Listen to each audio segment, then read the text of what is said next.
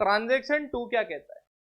Purchase goods worth ₹10,000 from Ram in cash. अब देखो यहां पे लिखा है purchase goods from Ram in cash. अब आप ध्यान से देखना, सबसे पहले आप मुझे एक बात बताओ, आपने गुड्स खरीदे, ये तो बहुत अच्छी बात है, ठीक है। दूसरा आप मुझे बताओ आपने कैसे खरीदे, तो मैंने कहा यार आपने खरीदे कैश में। तो मैंने कहा यार देखो सिंपल सा इसका ऑब्जेक्टिव है, आपको राम से कोई मतलब नहीं है। सर ऐसा क्यों, राम से तो हमने खरीदे हैं। अरे माना राम से खरीदे हैं, आप बहुत ही संस्कारी आदमी हो, याद रखना चाहते हो कि भैया उसने आपको माल बेचा है और बहुत अच्छे रिलेशन निभाए हैं। अरे अकाउंटिंग में राम की कोई इंपॉर्टेंस नहीं है आज की डेट में। हमने राम से माल खरीद लिया, राम को कैश में दे दिया, तो हमें तो बस ये याद रखना है मेरे यहां से कैश गया और मेरे पास गुड्स आए। राम को मैंने कोई उधार में तो उससे गुड्स खरीदे नहीं है कि मुझे याद रखना है कि मुझे राम को पैसा देना है। अरे भाई कैश दे दिया, अब नाम याद रखने की जरूरत क्या है? अकाउंट्स में। किसमें? अकाउंट्स में। तो मैंने कहा यहां पे जो दो इफेक्ट है मेरे प्यारे बच्चों, वो दो इफेक्ट कौन से हैं? मैंने कहा देखो आपके पास गुड्स प्लस हो रहे हैं और आपके पास क्या है बेटा, कैश क्या हो रहा है, माइनस हो रहा है। क्या बोला बेटा मैंने? आपके पास गुड्स प्लस हो रहे हैं और आपके पास कैश क्या हो रहा है, माइनस। अब मैंने कहा जब आप माल खरीदते हो, गुड्स खरीदते हो, आपका इंटेंशन क्या है, इन माल को बेचें। तो मैं इनको मानता हूं कि ये मेरा एक्सपेंस है, मतलब मैं माल खरीदने में जो खर्चा कर रहा हूं वो मेरे लिए एक्सपेंसेस हैं। और एक्सपेंसेस आपको पता है हमेशा क्या होता है मेरे प्यारे बच्चों, डेबिट होते हैं। एक्सपेंसेस हमेशा क्या होते हैं, डेबिट। आ रहा है समझ में? दिमाग में बिल्कुल जा रहा है बेटा। कई बच्चे ऐसे भी कंफ्यूज हो सकते हैं, सर आप जब अकाउंटिंग इक्वेशन बनाते थे तो आप गुड्स को एसेट मानते थे और यहाँ पे आप कह रहे हो गुड्स क्या है, एक्सपेंस है। मैंने कहा वो अगले लेक्चर में क्लियर करूंगा, दोनों पॉइंट को डिस्कस करूंगा मैंने कहा यहाँ पे बस ये समझो कि ये जो माल आपने खरीदा है, परचेज करने में जो पैसा खर्च किया है वो आपके लिए एक्सपेंस है, और जो पैसा आप दे रहे हो उसकी वजह से आपका एक एसेट है वो क्या हो रहा है, कम हो रहा है। तो जब एसेट कम होता है तो आप क्या करते हो मेरे प्यारे बच्चों, क्रेडिट करते हो। क्या करते हो बेटा, क्रेडिट करते हो। तो मैंने कहा फॉर्मेट बना लो फटाफट जर्नल का। क्या कहता है हमारा जर्नल का फॉर्मेट?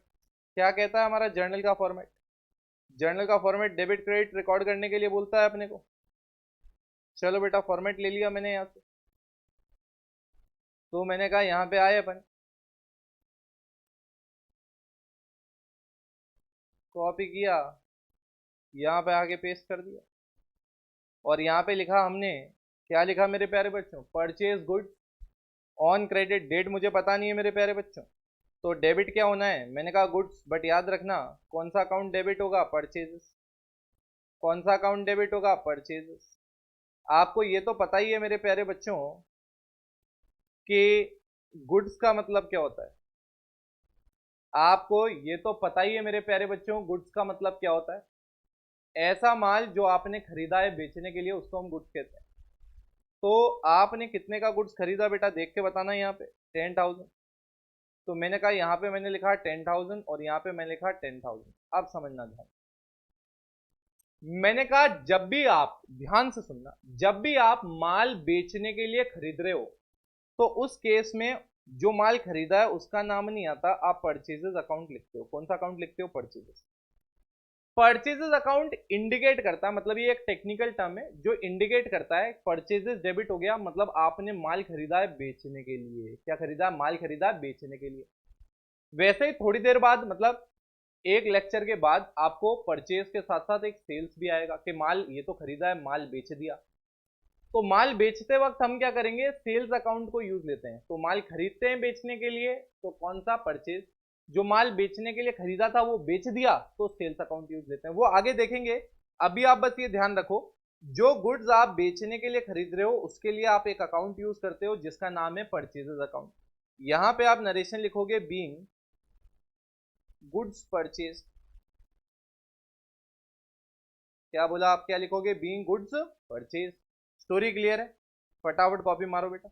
गाइज यार अपन लोगों ने एंट्रीज मारना आज देखो स्टार्ट कर ही दिया फाइनली। दो ट्रांजैक्शन भी बिल्कुल डिटेल में डिस्कशन कर लिया, जर्नल का फॉर्मेट देख लिया, accounting equation, classification of account से ये चैप्टर कैसे कनेक्टेड है वो भी देख लिया, नरेशन मारना सीख लिया, कंपाउंड और सिंपल एंट्री क्या होती है वो भी हमने देख लिया। ठीक है, तो गाइज यहाँ तक आप अच्छे से रिवाइज करोगे। जो मेरा अगला सेशन होगा उसमें मैं आगे के ट्रांजैक्शन कंटिन्यू करूंगा। वापस बोल रहा हूँ, अगर आपको ये नोट्स आपके पास नहीं है, ये वर्कशीट आपके पास नहीं है, आप मेरे नंबर पे मैसेज कर देना 9001114477। मैं आपको ये इसका पीडीएफ शेयर कर लूंगा। प्रिंट निकाल के लिखने की कोशिश करना, बट आपको लगता है कि अभी प्रिंट निकालना पॉसिबल नहीं है तो आप कॉपी में, जैसे मैं लिख रहा हूँ अभी, आप अपने कॉपी में ऐसे लिखते जाइएगा। ठीक है गाइस, क्योंकि ये बहुत ही इंपॉर्टेंट चैप्टर है, बहुत बहुत अच्छा भी चैप्टर है और हम अच्छे से कनेक्ट हो जाएंगे। But the only thing is that आपको कंसिस्टेंटली जो मैं पढ़ा रहा हूँ वो रिवाइज करते रहना पड़ेगा यार, अदरवाइज आप रिवाइज नहीं करोगे तो मेरी मेहनत ना वेस्ट हो जाएगी यार। ठीक है, मिलते हैं अगले सेशन में जहां हम इसके आगे कंटिन्यू करेंगे। तब तक आप अपना ध्यान रखें, रिवाइज करते रहें। Bye bye.